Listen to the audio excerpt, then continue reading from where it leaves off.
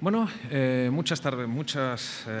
mucho tiempo hacía que estaba esperando estar aquí con ustedes, queridas autoridades y querido público. La verdad es que estoy muy impresionado con la calurosa acogida que ha tenido todo el acontecimiento y la verdad es que me siento muy honrado de participar con los ilustres intervinientes en este curso, en este evento. Yo estoy disfrutando mucho, sé que me toca la difícil hora que media justo después de la comida. Si alguno ha tomado un buen vino, lo puede estar pasando muy mal. Lo primero que tengo que decir es que soy un fiscal y soy un fiscal especialista en la protección del patrimonio histórico. Puede que alguno esté pensando que es una buena noticia y, sinceramente, es la peor noticia de todas las que puede haber por la sencilla razón de que aquí el único profesional de la destrucción del patrimonio cultural soy yo. Mi profesión es, en definitiva, la existencia de destrucción sobre el patrimonio cultural, algo que me asocia también con la policía, pero que significa algo claro y evidente, el punto de partida, la premisa. Hay destrucción, hay abuso, hay sustracción de patrimonio cultural. De eso y de los límites que tenemos para actuar los jueces, los fiscales y los policías del mundo es, en definitiva, de aquello lo que me toca hablar. Sé que los que me han precedido en el uso de la palabra han utilizado citas célebres. Yo voy a utilizar una un poco más mundana y, citando a Jack el Destripador, diré que lo primero que tenemos que hacer es ir por partes. El punto de partida es la existencia de una situación de comercio ilícito y tráfico ilícito. Perdón, pero antes de empezar con esto y antes de ir por esta parte, vamos a cortar un poco por otro lado, y es la existencia de que es verdad que lo mismo que sucede en Chile, y no hay especiales diferencias de legislación, sí, con algunos matices, en España tenemos una legislación que castiga determinadas conductas que afectan al patrimonio cultural. Allí le llamamos el patrimonio histórico y yo creo que es un error, es preferible la utilización patrimonio cultural para referirse a la materia. Esto surge en 1995 y a partir de entonces, cuando uno pone la ley, cuando uno pone la policía, cuando uno pone los mecanismos, los jueces, la fiscalía, en definitiva, está pensando en que las cosas aparecen cuando uno las empieza a buscar. Los delitos contra el patrimonio histórico, tal como hoy se conciben, existen con anterioridad, pero lo cierto es que la primera condena que se produce por un delito del patrimonio histórico se produce en 1996, precisamente en Santiago de Compostela. Yo tengo la suerte o la desdicha que yo voy a comentar varios asuntos, algunos de ellos bastante célebres, que han pasado por mis manos. He tenido esa extraña suerte o desgracia, no sé cómo definirlo. La primera sentencia que hubo condenatoria en España era por una ciudadana italiana que una noche de borrachera, las cosas son como son, decidió subir por una fachada barroca y se agarró a la escultura en San Martín Pinario, se agarró a la escultura de San Pedro. Algunas fuentes que no están muy claras dicen que también San Pedro se agarró a ella. Y la estatua se venció y San Pedro perdió la cabeza por la chica. Decapitada la estatua de San Pedro, ella es verdad que como ciudadana ejemplar, y todo hay que decirlo, una mala noche la tiene cualquiera, pero eso no la deshonra, vino desde Italia a pagar la restauración de aquel San Pedro, que eran 60.000 euros, unos 90.000 dólares al cambio, y los pagó de su bolsillo, lo cual la honra muchísimo, porque quiero decir que si algo caracteriza a los delincuentes españoles, por lo menos es que son insolventes todos. Entonces no hay manera de cobrarlas. El primer punto de partida es que tenemos que analizar una cosa y algo que saldrá a lo largo de las conversaciones es que hay un comercio ilícito y hay un tráfico ilícito. Y me gustaría señalar perfectamente las diferencias, porque lo primero que tenemos que partir es de la existencia de un régimen de propiedad. Esto es un acontecimiento que nos ha sorprendido en España leyendo la prensa española hace un mes y medio aproximadamente. En una casa, se estaba anunciando una casa, una venta, un alquiler de una casa para el verano, allí en Santiago, en mi Santiago, en el que está en España, ahora estamos de verano, pero estaban alquilando una casa de verano y esto es una foto de cómo se construye un claustro románico de finales del siglo XII. Podría ser una foto si es que en aquella tiempo hubiera fotografía, pero ya hay unos cables de alta tensión o de electricidad que nos indican que la factura de este claustro es reciente. En la actualidad es parte de una piscina de una casa. ¿Y qué hace una familia tomando el sol y bañándose con un claustro del siglo XII? ¿Es factible que alguien pueda poseer un objeto histórico tan importante, de acuerdo con la legislación, desde luego con la española, pero aquí no hay grandes diferencias con el resto? El patrimonio cultural, en muchísimos sitios, admite la propiedad privada. En definitiva, es una propiedad grabada, porque todo el mundo tiene el deber de conservar los bienes, tiene el deber de evitar que se rompan, tiene determinadas cargas porque para venderlo tiene un régimen de circulación de bienes dentro o fuera del territorio. Aquí lo que tenemos es, bueno, la verdad es que podía haber tenido mejor gusto para colocar el claustro. La verdad es que también el mal gusto cuenta aquí bastante. Y tengo que decir que si algo caracteriza toda la materia de infracciones al patrimonio histórico, es que es precisamente la falta de sensibilidad el principal factor criminógeno. Yo no sé si alguno piensa que aquí hay un delito. Un señor tiene en su casa un claustro. ¿Lo puede tener? Pues la respuesta es sí.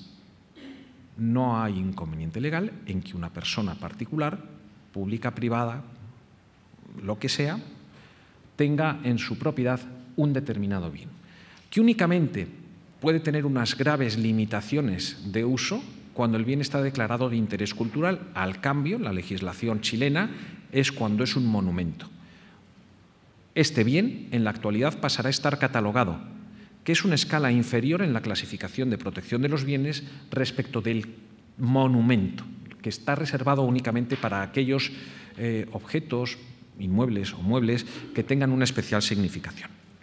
La verdad es que uno se encuentra en la práctica cosas como esta. Uno dirá, ¿qué cosa más rara? Esto es un almacén bastante feotón, pero hay como una línea aquí muy llamativa.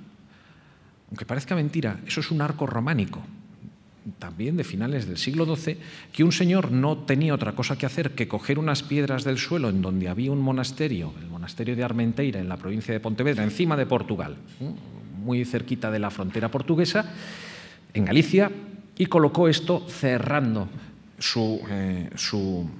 allí se le llama el galpón. Esto es un hórreo, esto es un típico hórreo gallego. Cuando yo pongo esta fotografía, la gente se me queda mirando como diciendo, sí, pero ¿este hórreo qué le pasa?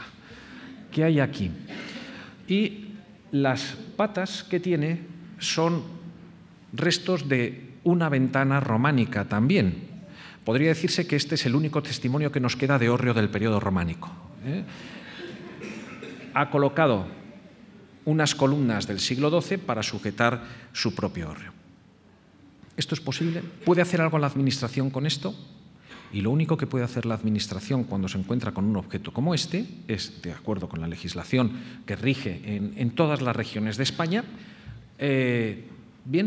decirle que lo cuide. Pero el señor lo puede vender y si la Administración quiere que este señor no lo tenga, lo único que puede hacer es comprarlo. Tenemos un comercio interno, desde luego. Quiero decir con esto que el régimen de propiedad no hay unos cálculos precisos, pero el 80% del patrimonio cultural está en manos privadas, incluida la Iglesia, que a estos efectos es una propiedad privada.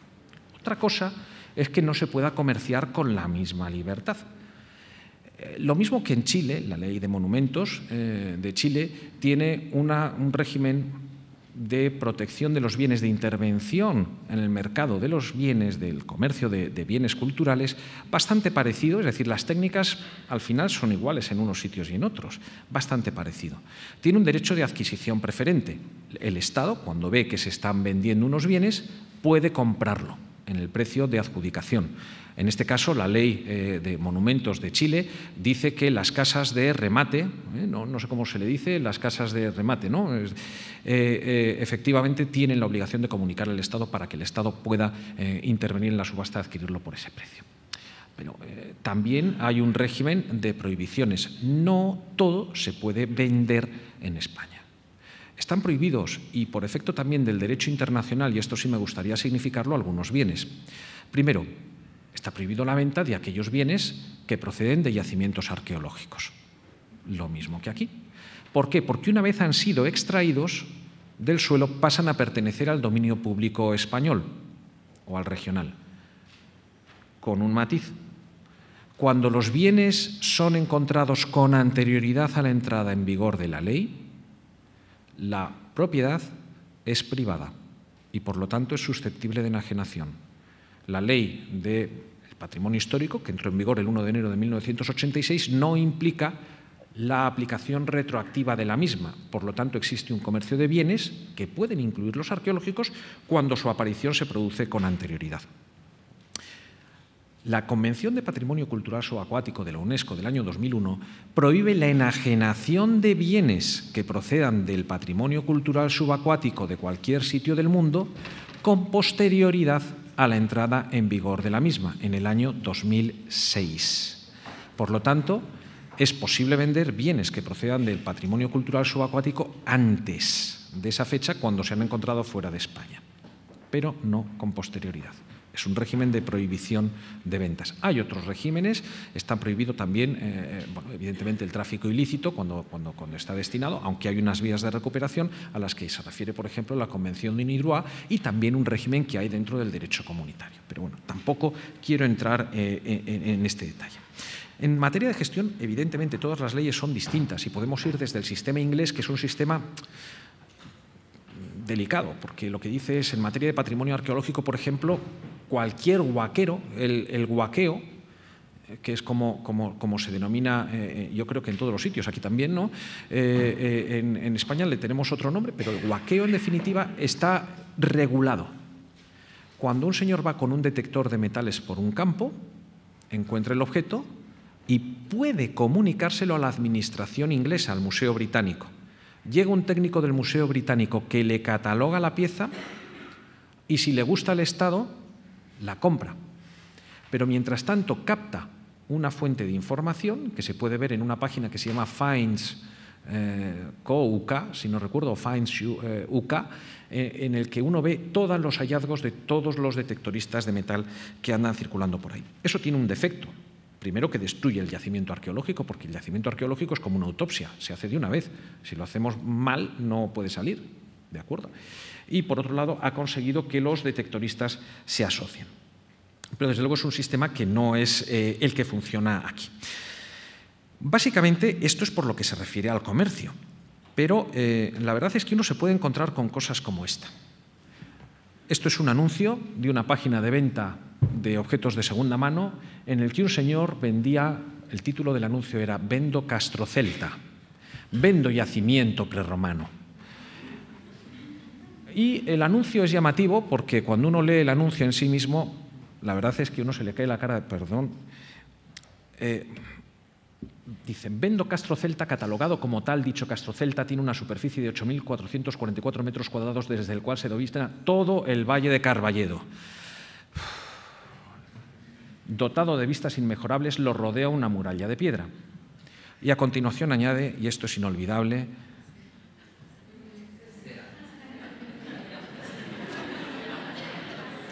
hay aquí quizás una pequeña confusión de tiempos y hasta de verbos en sí mismos. Dice, se han encontrado pequeños restos arqueológicos a lo largo de la historia. Y añade, es que si no lo vendo, acepto ofertas para explotarlo. No. Aquí hubo una intervención policial porque, evidentemente, el señor no puede explotar de ninguna manera un yacimiento arqueológico, porque el comercio de estos bienes, insisto, que está prohibido, porque está diciendo, vamos a excavar el yacimiento y ya nos lo repartimos entre nosotros. Absolutamente imposible. Bueno, el señor quitó, por lo menos del anuncio, eso de se aceptan ofertas para explotarlo. Ya no está en venta. No sé si el señor se cansó, no llegaron las ofertas o llegó una oferta buena que espero que dentro del marco de la licitud penal haya permitido su enajenación. El tráfico ilícito, tenemos un régimen que está en las convenciones de la UNESCO. Se ha hablado ya Es verdad que tiene un régimen bastante desigual de ratificaciones. He dicho que efectivamente se ha dicho que Chile ha ratificado, por ejemplo, la Convención de 1954 y sus protocolos adicionales, la de la protección de los bienes en caso de conflicto armado. Útil, por ejemplo, para situaciones como, por ejemplo, Bagdad, en el marco de una guerra civil, de una guerra pura y dura, pero no es útil para un supuesto como el del Museo del Cairo, en donde no hay una guerra entre estados, no hay contendientes, es sencillamente en el marco de una revolución interna. Y ahí es donde entra en juego la Convención de 1970. Hay un aspecto que sí me gustaría decir, o por lo menos ir introduciendo. La Convención y particularmente el protocolo a la Convención de 1954 de la protección de los bienes en caso de conflicto armado determina que los Estados pueden legislar penalmente determinadas conductas, administrativa o penalmente. La Convención de 1970 se orienta dentro de esta misma dirección. Ahora vemos un poquito cómo. Hay otra convención, que es la del patrimonio cultural subacuático, en la que no es parte Chile, no es parte Perú, no es parte Estados Unidos, sí es parte España.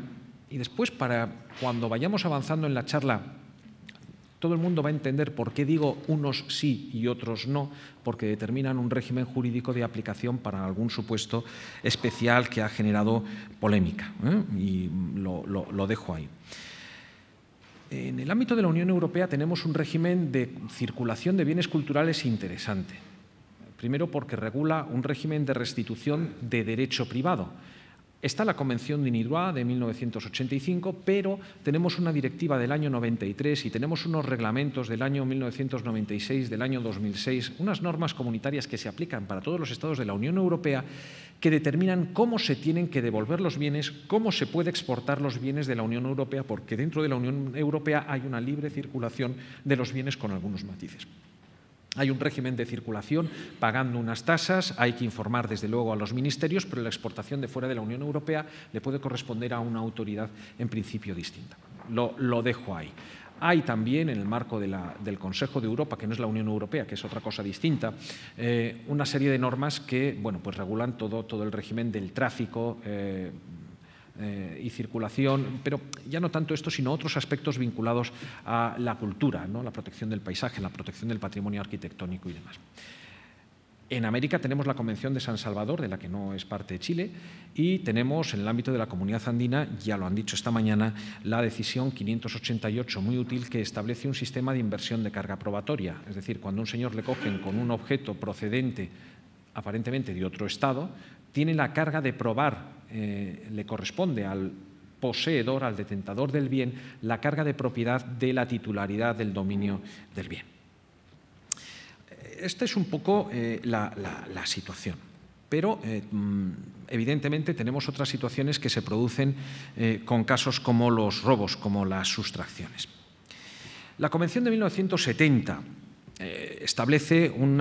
para mí establece muchas ventajas. A mí me parece imprescindible estar en la Convención de 1970, es un poco como estar en el mundo. Yo creo que está marcando un mínimo de cooperación y tiene un margen de cooperación que descansa mucho en la voluntad de los Estados. Es decir, los Estados, en definitiva, se obligan hasta un determinado límite y cooperan dentro de esos límites. Y hay un esquema, ya lo ha dicho el señor Planche esta mañana, de encaje, de coordinación diplomática, de colaboración administrativa, de transmisión de información. De ahí su utilidad. Es cómo funcionan las cosas, hablando, porque hasta que uno no habla no se empieza a entender. Ahora es verdad que la Convención establece, insisto, en lo que es el funcionamiento, yo no voy a entrar en ello, pero creo que la realidad ha cambiado, pero tiene que ver, o ha existido un cambio que queda vinculado con la propia evolución y en la aplicación de la propia Convención, en la medida en que ha implicado una modificación de los actores en este juego del tráfico ilícito internacional.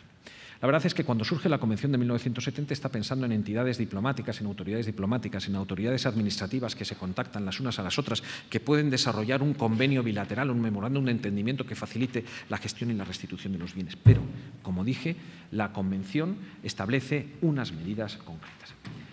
El artículo 8 establece lo siguiente. dice que los Estados partes pueden tomar determinadas sanciones penales cuando se incurre en dos prohibiciones, la del artículo 6b y la del 7b. El 6b permite que los Estados castiguen penalmente la salida de su territorio de los bienes culturales no acompañados de certificado. Y el 7b dice prohibir la importación de bienes culturales robados en un museo, un monumento público, civil o religioso, una institución similar, situados en otro Estado parte.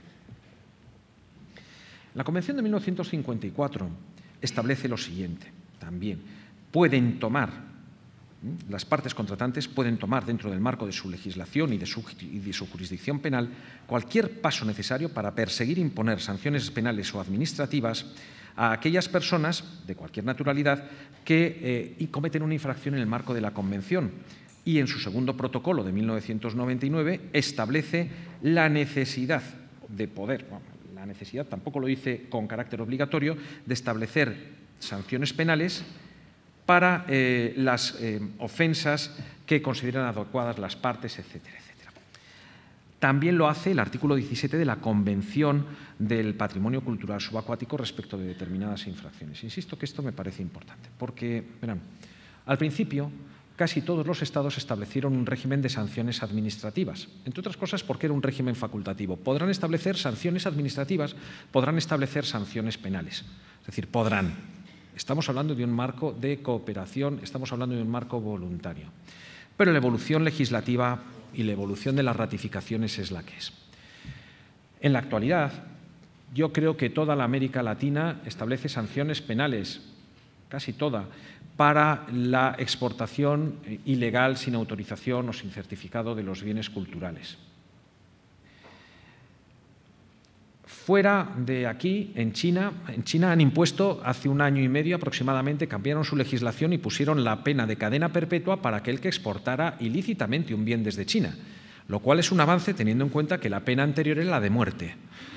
Entonces, pero dentro de Europa tenemos las sensibilidades de los países del sur de Europa, Italia, España, Portugal, Grecia, Croacia.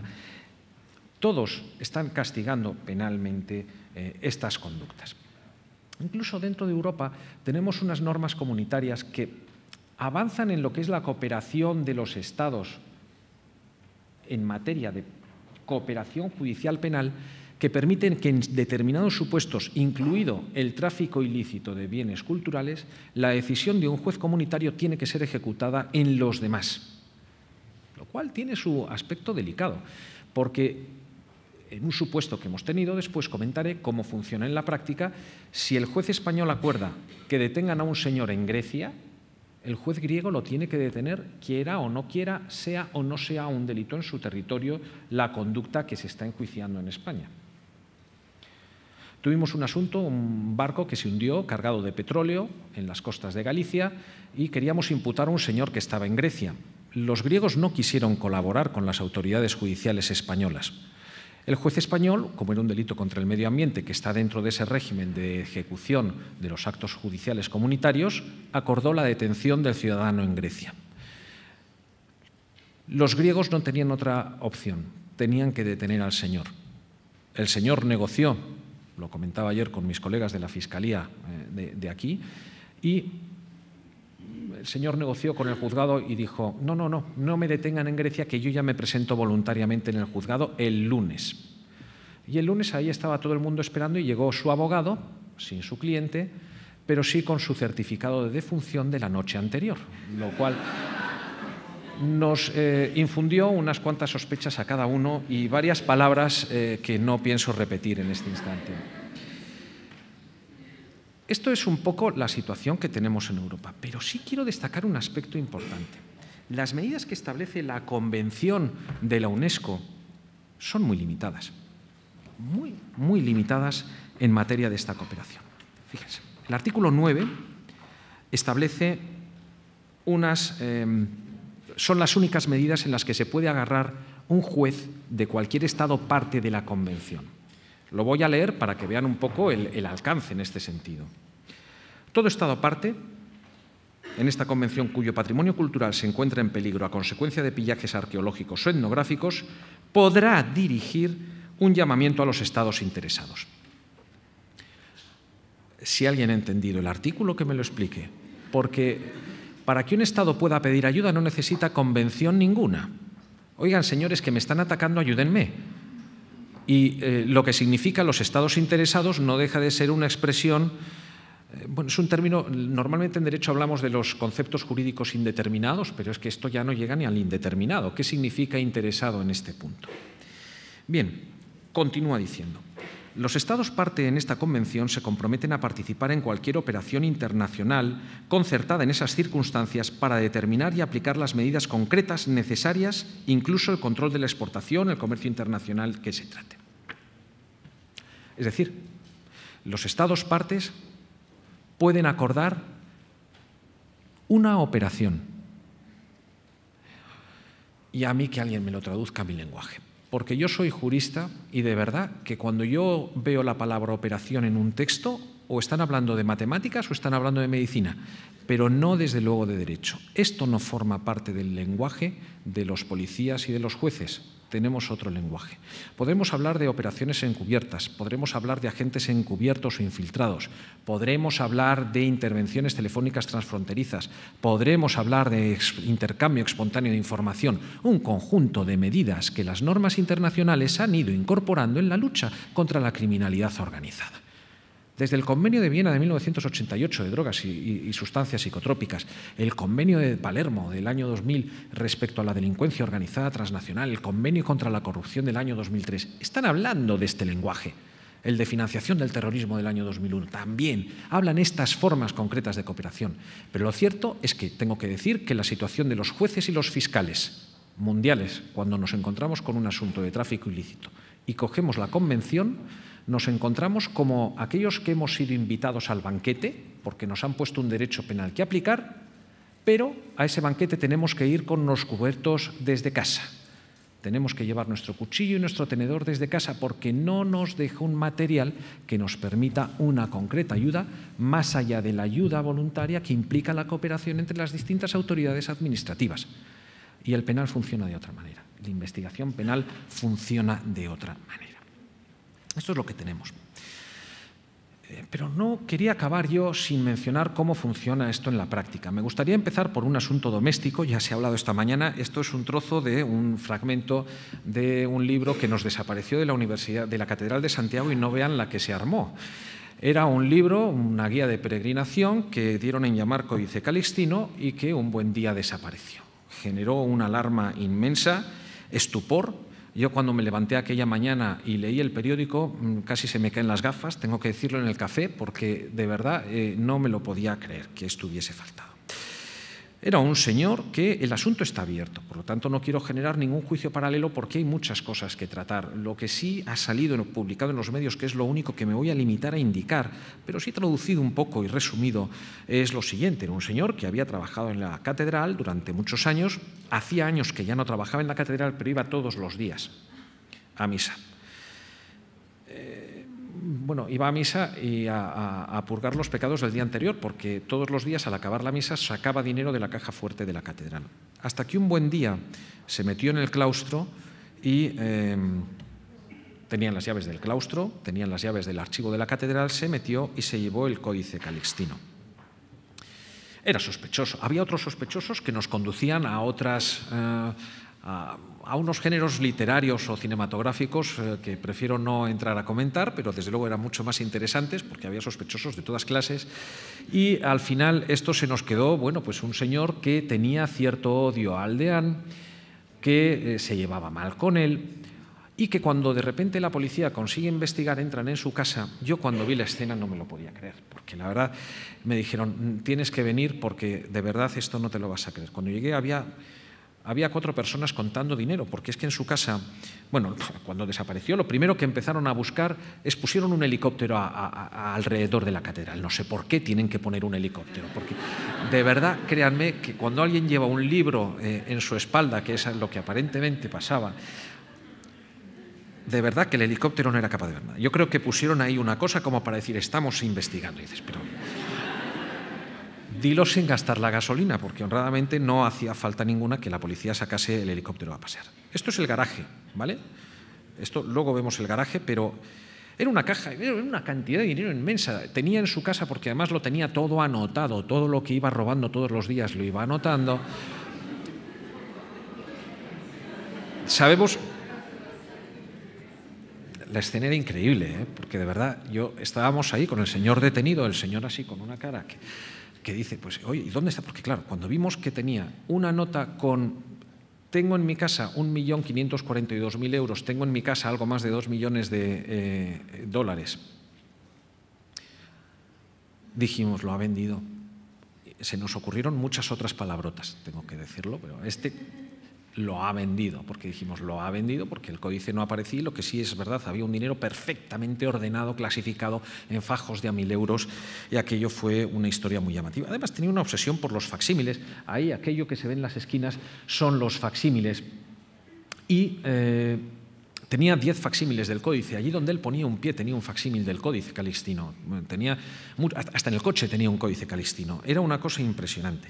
Y no gastaba nada. Tenía todo este capital y no gastaba nada. Sí es verdad que había comprado una casa.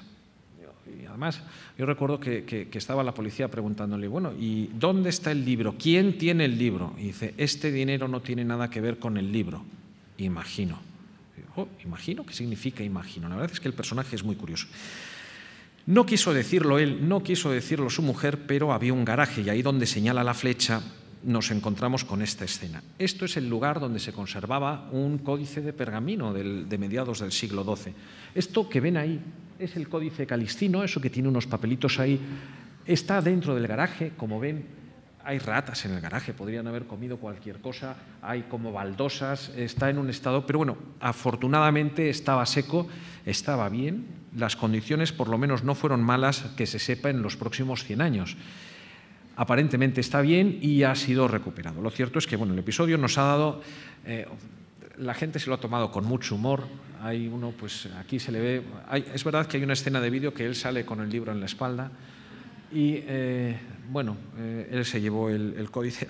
Hay uno buenísimo, que es este, que dice, pues la señora, que le dice en gallego, dice, acabó usted traer tanta cachivachada, Manolo, deja de traer cachivaches. Esto que ven que lleva aquí es la estatua que domina el altar de la Catedral de Santiago, y se le está llevando a casa y dice, es que tienes ese garaje que da pena mirar para él, ¿no? O sea, no hay manera de entrar en ese garaje, ¿no? Es decir, bueno, pues... en fin, es un episodio curioso. Pero ¿cómo funciona la cooperación judicial? Ya he dicho que tenemos problemas porque el marco en el cual nos movemos es limitado.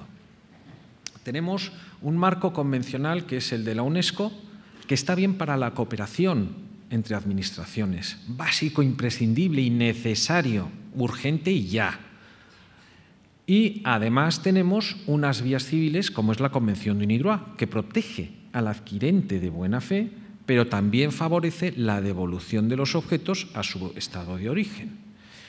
Pero lo que no hay es un procedimiento o un sistema penal de cooperación.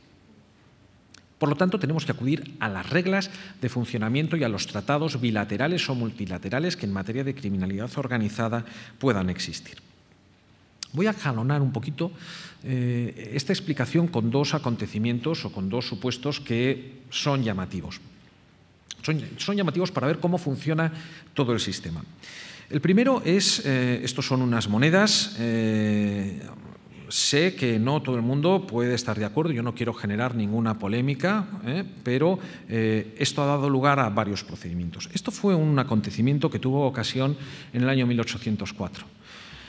Una flotilla que procedía del puerto del Callao se dirigía hacia Cádiz.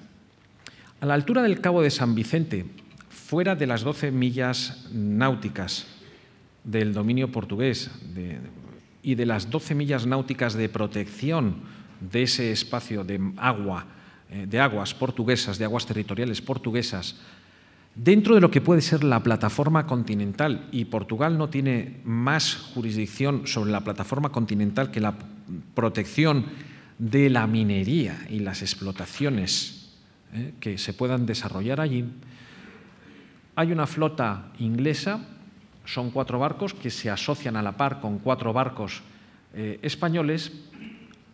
En un momento determinado se desarrolla, no se sabe cómo empezó el fuego, el fuego golpea en un barco que es el Nuestra Señora de las Mercedes y estalla. Estalla en superficie y todo lo que llevaba se va al fondo del mar.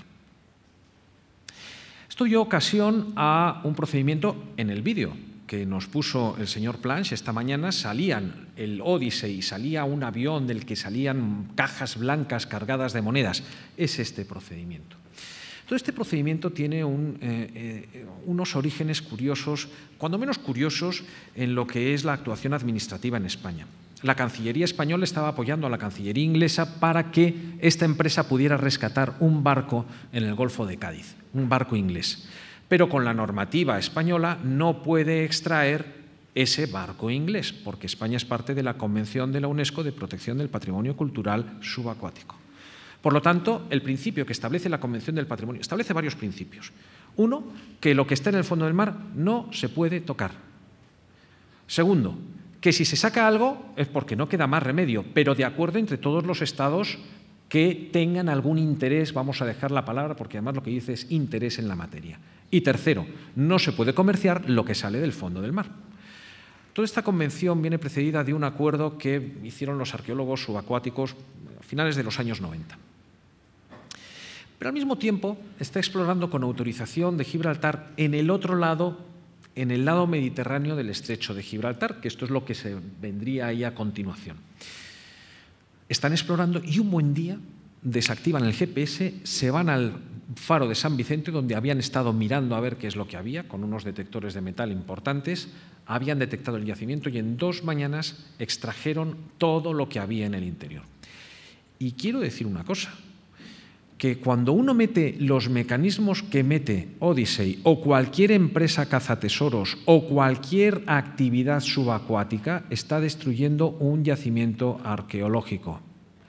Porque cuando uno mete esas tolvas que sacan todo hacia arriba, se llevan el metal, se llevan los materiales cerámicos, pero destrozan toda la estructura del barco, destrozan la madera, destrozan el conjunto de información relevante que pueda haber ahí. Están destruyendo el yacimiento arqueológico. No se puede tocar. Y si hay que sacar algo del fondo del mar, hay que hacerlo con delicadeza. ¿De acuerdo? No a las bravas, con un procedimiento de restauración, de consolidación de los materiales. En este caso, lo que han hecho es sacar las monedas, las llevaron primero a Gibraltar, habían hecho gestiones con la comunidad autónoma, con Andalucía, para obtener autorización allí, y se las han llevado dentro de un ácido hasta los Estados Unidos. Esto ha dado ocasión a 2 procedimientos. Uno, en España, un procedimiento penal contra los señores del Odyssey por la destrucción del yacimiento. Y uno en Estados Unidos por el litigio que Odyssey tenía con la República del Perú, en este caso, con los descendientes de algunas personas, con algunos descendientes de personas que habían fallecido en aquel acontecimiento. Y tengo que decir que la personación de estas personas que eran descendientes es sencillamente temeraria, porque con derecho sucesorio de cualquier país del mundo, a los 30 años no pueden reclamar nada, en ningún sitio del mundo, cuando ha pasado un plazo máximo desde el fallecimiento de las personas. Y finalmente, España. Había otros procedimientos, vamos a dejarlo así, pero había otros procedimientos. Las reclamaciones eran porque entre Estados Unidos, fíjense, Perú no es parte en la Convención de la UNESCO de Patrimonio Cultural Subacuático, como tampoco lo es Chile, como tampoco lo es los Estados Unidos de América. España sí.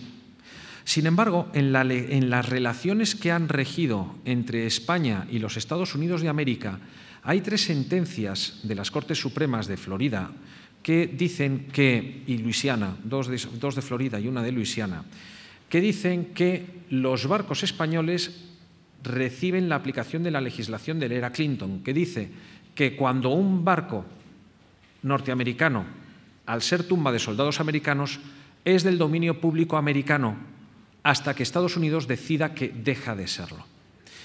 Haciendo aplicación analógica de esa doctrina, en estas 3 sentencias, la última, la del Odyssey, ha entendido que la carga pertenece al Reino de España y ha ordenado la restitución a la entrega de las piezas a España.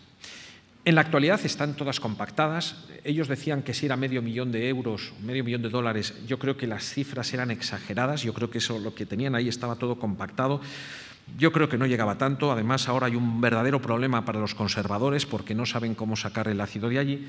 Pero bueno, en cualquiera de los casos me parece un suceso interesante. ¿Pero qué tiene que ver esto con la jurisdicción penal? Porque, verán, yo sé que pueden pensar que en España podemos juzgar a personas de todo el mundo. Es decir, que podemos venir y decir, vamos a juzgar a un ciudadano chileno pues porque está en Londres. Pues a lo mejor se nos puede ocurrir. Pero ojo, aquí esto está en aguas internacionales a todos los efectos. El primer problema es determinar cómo un Estado puede establecer la jurisdicción en materia de patrimonio cultural subacuático. Primero, estas piezas pasaron por territorio español, territorio aduanero español, al pasar junto a Gibraltar, que pertenece al Reino Unido. En segundo lugar, habían desarrollado ciertos actos de prospección basándose o estableciendo base que estaba dentro de España, y las piezas pasaron físicamente por España. Pero si no es por eso, la jurisdicción española yo entiendo que no puede ir tan lejos. Pero bueno, en este caso yo entiendo que sí, sin perjuicio de la jurisdicción americana, que en este caso sí puede intervenir. Tuvimos un acontecimiento del cual hemos visto también imágenes en el vídeo que nos puso esta mañana el señor Planche. Es lo siguiente, es una colección de arte precolombino que tenía un señor que se expuso en Santiago de Compostela en 1996. Estuvo un año expuesta en Santiago de Compostela y el señor lo guardó en unas cajas, la mitad de toda esta sala cargada de cajas desde el suelo hasta el techo, con toda la protección que implicaba un deshumidificador de este tamaño. Muy útil para un cuarto de baño, pero no para tanta pieza de arte. La legislación española es, en materia de circulación de bienes culturales, permeable. No prohíbe la exportación de los bienes, concede la autorización para la exportación de la mayor parte de los bienes para los cuales se solicita la exportación. Un 80 o un 90%. El Ministerio de Cultura concede la exportación. Puede prohibir la exportación, lo cual hace en muy pocos casos. Y puede hacer otra cosa. Cuando hay una adjudicación, cuando hay un precio de adjudicación, España puede decir, no te dejo exportarlo, pero te lo compro en el precio al que tú lo has vendido.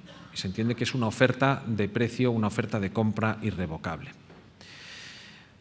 Eso para la salida, pero para la entrada, los bienes tienen que estar declarados. Cuando un bien entra en España de manera ilegal y está en España 10 años, tiene que pedir autorización de exportación. En este asunto, que será el juicio en diciembre, la verdad es que es un asunto muy interesante. Espero que por fin sea el juicio, porque ya hemos tenido una suspensión por otras circunstancias. El ciudadano está afincado en Alemania, cogió toda la colección de arte precolombino en un momento en el que dijo, me van a venir a por toda la colección. Los metió en unos camiones y se los llevó a Alemania, donde se encuentran en la actualidad. El cúmulo de relaciones que ha generado este procedimiento es muy interesante. Primero, en Perú, un juzgado, el número 33 de Lima, estaba investigando un homicidio de un ciudadano con el objeto de sustraerle una máscara más rica que esta, una máscara moche, francamente bonita, que en la actualidad está en el Museo de la Nación de Lima. Todo es muy novelesco en este asunto, tengo que decir las cosas como son, es muy novelesco y en este caso concreto, al tratarse de una investigación en el marco de un procedimiento penal, en lugar de acudir a la colaboración administrativa, el juzgado de Lima utilizó el convenio bilateral con España en materia de cooperación judicial en materia criminal. Me tocó a mí, yo autoricé la entrega de las piezas que habían reclamado, que eran en principio 33 de oro, luego han venido otras 200 y pico de otros materiales, básicamente cerámicos, que han sido entregadas. En este caso se habían consolidado primero porque había capas de pintura que, como se ve, pues también, pues antes de la entrega hubo que limpiarlas, que consolidar la pintura. y estas piezas pues, han venido prácticamente todas. La verdad es que el señor entregó parte de las piezas, casi todas las de Perú, algunas que no eran de Perú, pero también pensó que eran de Perú, y otro conjunto de piezas, 4 de Perú, están en Alemania, que es donde están muchas otras. En estos casos, la cooperación judicial que se ha practicado con España, todas por la misma vía, por varias repúblicas, tengo que decir por Uruguay, por Costa Rica, por Ecuador, por México, etcétera, todas han venido por la vía jurisdiccional penal, porque estaban investigando supuestos de exportación ilícita de los bienes, aunque estos bienes habían salido antes del año 1997. Lo cierto es que en la actualidad todas estas repúblicas están solicitando de Alemania o han solicitado de Alemania con respuesta negativa al amparo de la Convención de 1970 y se les ha dicho que no en Alemania porque entienden que esas piezas no estaban inventariadas con un año de anterioridad a su entrada en Alemania. Alemania ratifica la Convención, pero lo hace de una manera muy... Y desde el punto de vista español es un delito de contrabando porque ha exportado los bienes desde España hasta Alemania sin un permiso administrativo español. En este caso concreto, el Ministerio de Cultura asumió un compromiso de que una vez las piezas se restituyan en España se entregarán a los estados que acrediten su origen. Pero lo que es interesante de este caso es que en el marco europeo tenemos un sistema mucho más potenciado. Los alemanes no han sido francamente colaboradores, ni siquiera con una norma que les obligaba a entregar las piezas a España, basándose en principios meramente formales. Faltaba esta firma aquí, cuando la firma estaba, faltaba poner una X en un cuadrito como si fuera una quiniela y la ficha estaba marcada. Pero lo cierto es que, en este caso concreto, la sentencia que llegue del juez español, si es condenatoria, yo veo bastantes posibilidades de que lo sea si por fin celebramos el juicio, será la adjudicación al Estado español de todas las piezas. Y el juez alemán no tendrá alternativa, tendrá que entregar las piezas a España. Eso es un poco la diferencia sin comisión rogatoria, porque el juez alemán sencillamente verá una sentencia española y dirá, es una sentencia española, tiene los requisitos formales, vamos a cogerla y entregarla. Conclusiones. La Convención de 1970 es una herramienta imprescindible. Es útil, lo es básica y va a canalizar muchas de las reclamaciones activas y pasivas en las que se ve intervenida la República de Chile. Pero no es la única herramienta. Tenemos una herramienta como es la Convención de Unidroit del año 85. Y falta todavía pensar en material convencional en el futuro que incremente las medidas de cooperación entre los jueces de los distintos estados en el lenguaje que nosotros entendamos para que tengamos un material seguro que permita, sobre todo en los casos de tráfico ilícito y sobre todo teniendo en cuenta que es la legislación penal la que ha entrado en funcionamiento, que permite, insisto, actuar de una manera con la eficacia que se exige de aquello que implica la transgresión de las normas básicas que permiten el funcionamiento de un sistema, las normas penales, las constituciones negativas. Y una cosa más, la sensibilidad, algo que ya dije al principio, no quiero dejar de decirlo ahora, es el principal factor criminógeno. Son los propietarios de los bienes los que los destruyen. La propiedad no es mala, es buena.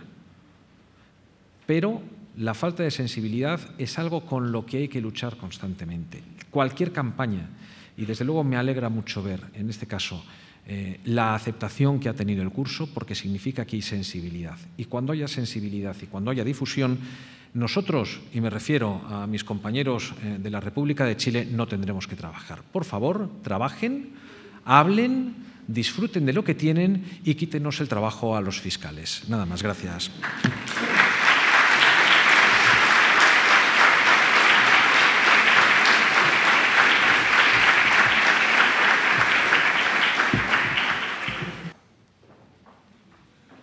Nuestras asistentes se van a acercar a ustedes. Levanten la mano si quieren hacer preguntas.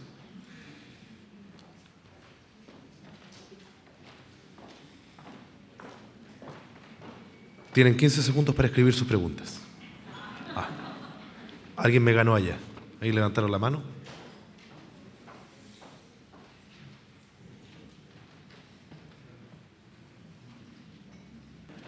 Las preguntas para el señor Antonio Roma son las siguientes. ¿Cómo definiría la diferencia entre comercialización y transferencia de propiedad? Y la segunda pregunta es, ¿cómo se integra y combate la falsificación de obras de arte y arqueológicas? La falsificación también daña el patrimonio. Bien, respecto de la primera pregunta, no sé quién la hizo. Yo entiendo que la comercialización es una forma que facilita la transmisión de propiedad. Lo que puede intervenir la administración de cualquier nación es en el comercio. Puede entrar en lo que es el comercio, pero al final uno puede disciplinar a aquellas personas que intervienen profesionalmente en una actividad. Yo creo que a los efectos de la legislación chilena, cuando se está vendiendo un producto, los disciplinados son los vendedores. Es a los que hay que exigir que cumplan determinadas normas, que lleven un libro de registro de las transmisiones de bienes, porque claro, si yo vendo mi cuadro particularmente, si yo tuviese un Goya, no lo tengo lamentablemente, pero si yo tuviese un Goya y lo vendiese a cualquier persona, no estaría sujeto a control. No sé cuál es la trascendencia jurídica, o yo por lo menos no adivino a ver la trascendencia jurídica, porque lo que sí está claro es que, de acuerdo con la legislación, lo que hay que controlar es el comercio profesional de los bienes e involucrar a los profesionales en el cumplimiento de las reglas del juego. Eso es lo que yo veo. No sé si he contestado o no la pregunta, pero por lo menos es lo que intuyo por dónde va. La segunda pregunta me parece también muy interesante, porque además es una materia que me preocupa. Efectivamente, la pregunta es cómo se integra el combate la falsificación de obras de arte y arqueologías. Muy pocas legislaciones penales castigan la falsificación de arte. Muy poquitas. Que yo conozca, Italia. Nada más. Y a mí me parece un problema delicado. Porque si yo de repente cojo un cuadro y lo firmo poniendo Rey Huidobro, o pongo Roberto Mata, y es un florón, cualquiera va a pensar que hay un giro inesperado en la interpretación de la obra de Mata. Y merece una sanción.